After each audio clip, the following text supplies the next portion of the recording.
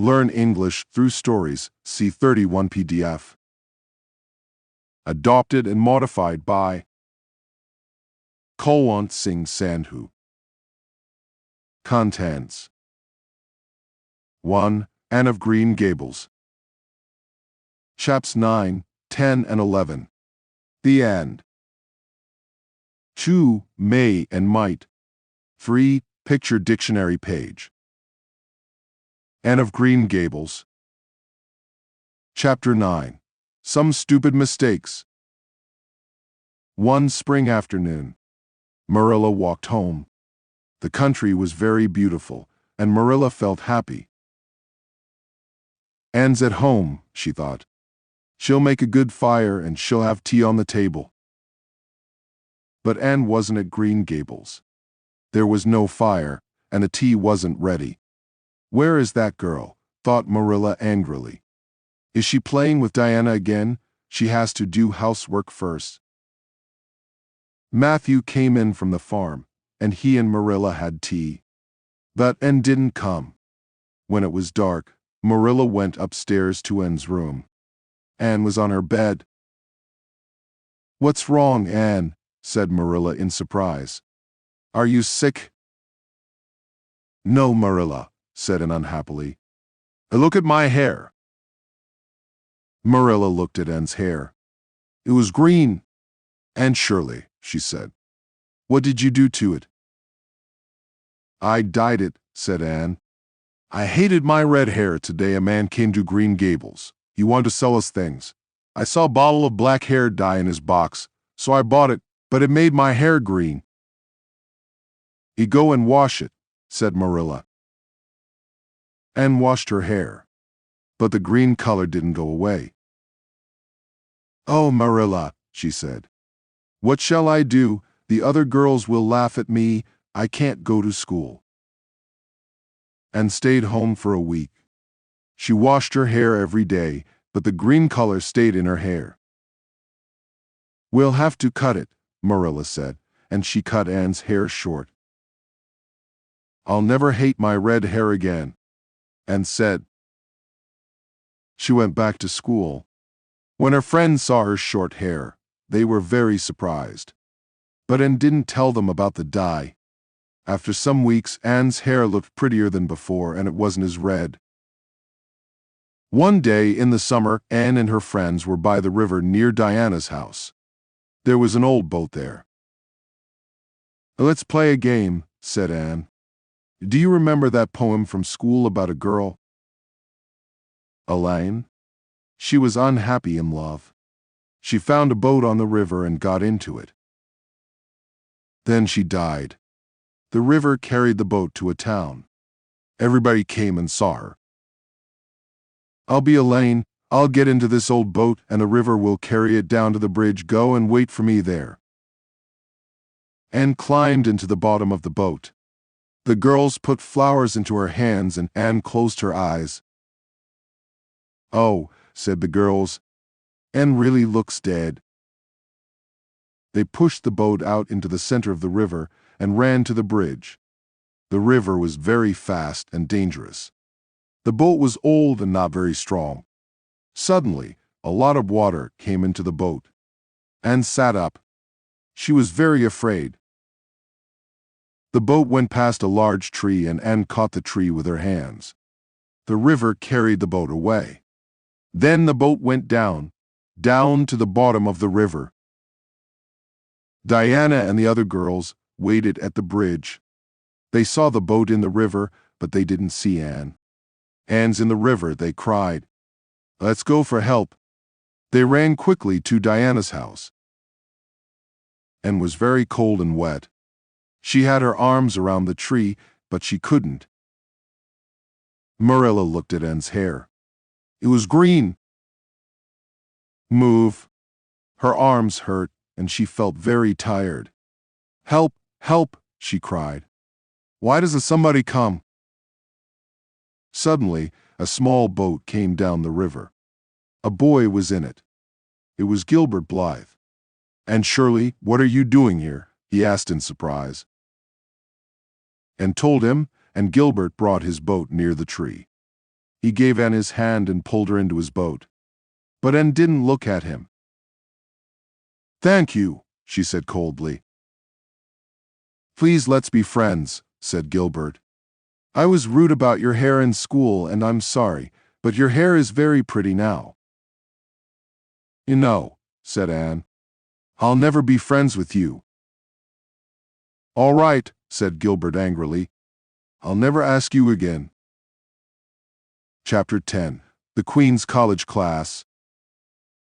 It was November. Marilla and Anne sat in the kitchen at Green Gables. Manila's eyes were tired and weak. They often hurt her. "I'll go to town tomorrow and get new glasses," she thought. Anne was in front of the fire with a book in her hand. Marilla watched her. She loved Anne very much. She often made pretty dresses for the child now. "Anne," she said, "Miss Stacy was here today. She talked to me about your future. Would you like to study at Queen's College in Charlottetown? Would you like to be a teacher?" "Oh yes, Marilla," said Anne, and her eyes shone. "But isn't Queen's College very expensive?" "Yes," said Marilla, "but Matthew and I will pay for you." 6 other students from Avonlea wanted to go to Queen's College too. They studied after school in one class, the Queen's College class. Anne and Gilbert Blythe were the smartest students in the class. Sometimes Anne was. Gilbert gave Anne his hand and pulled her into his boat. First and sometimes Gilbert. Gilbert was friendly with the other girls in the class, but he never spoke to Anne. When Anne thought about him, she felt sorry. "I don't hate Gilbert now," she thought. The Queen's College class was very interesting, and the days went quickly. Winter came again, then spring, then summer.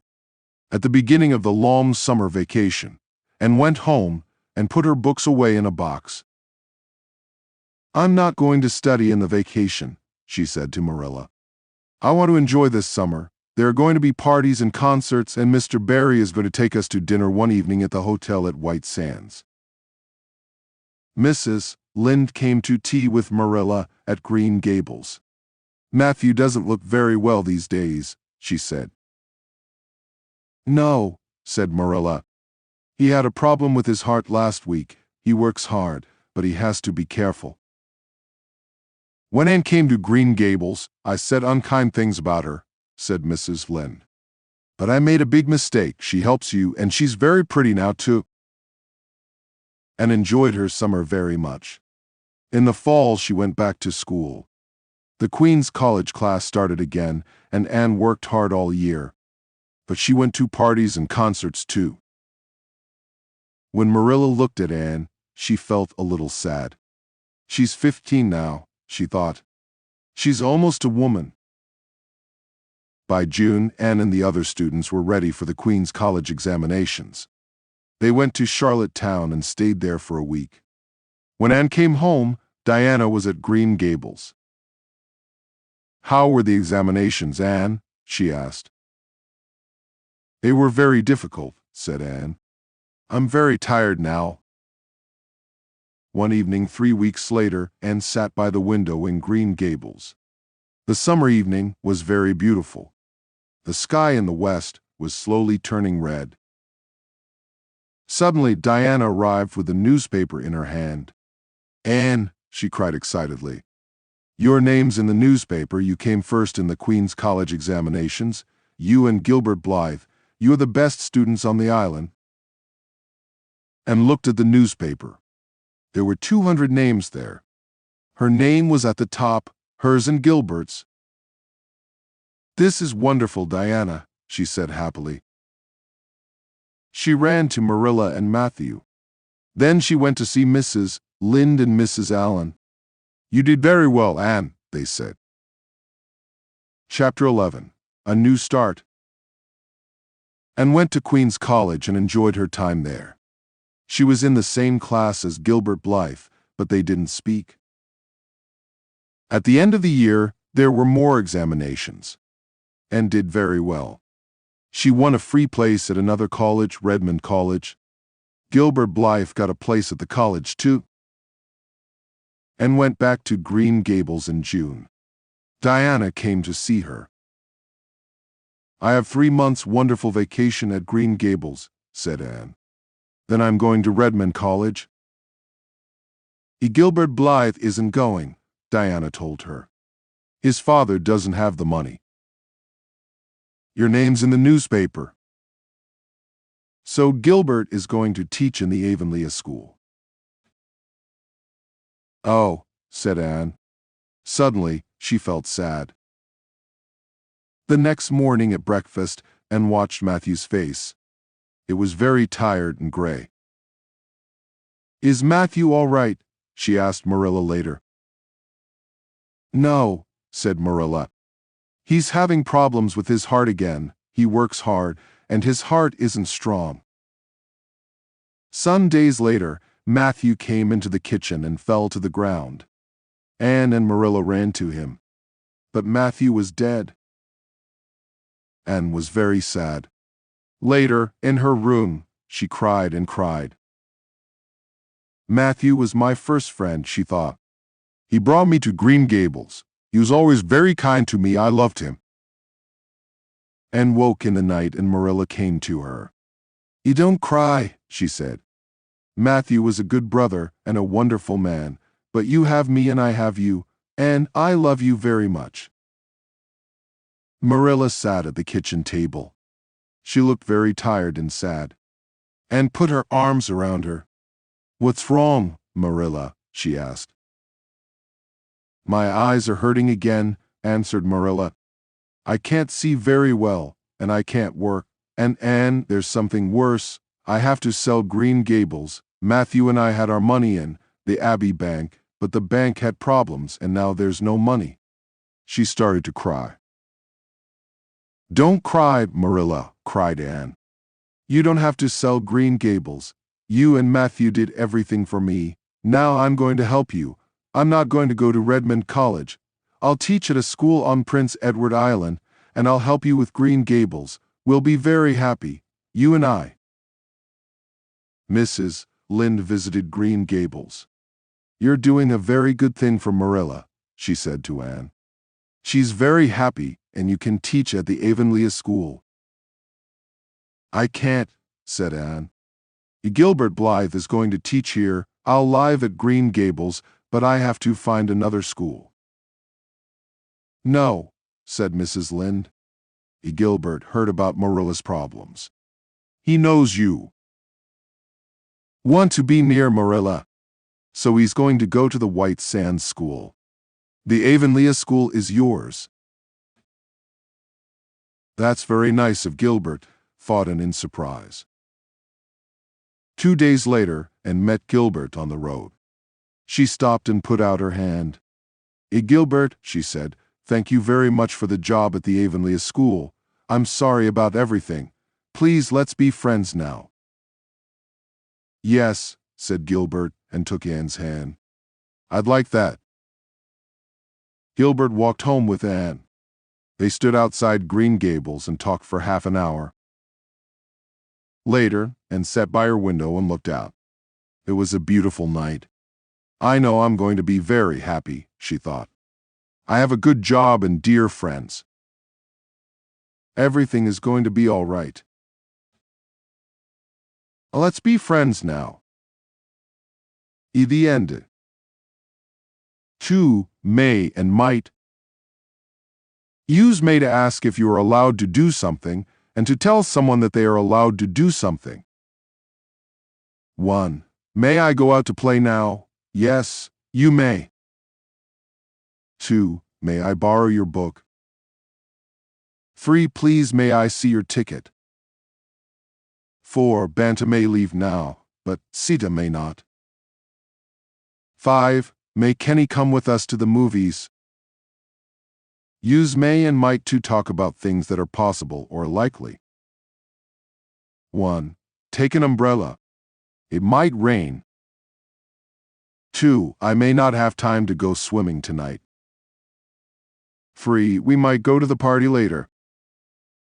4. If you're not careful, you may hurt yourself. 5. Are you going to the concert? I don't know, I might or I might not. 1. Manta may be coming to see us tomorrow. Perhaps Banta will come to see us tomorrow. 2. Oh dear. It's 10:30. We may be late for the meeting. Perhaps we will be late for the meeting. 3. She's had no sleep. She may be tired. Perhaps she is tired. 1. I might see you tomorrow. 2. It looks nice, but it might be very expensive. 3. It's quite bright. It might not rain today. 3. Picture dictionary page.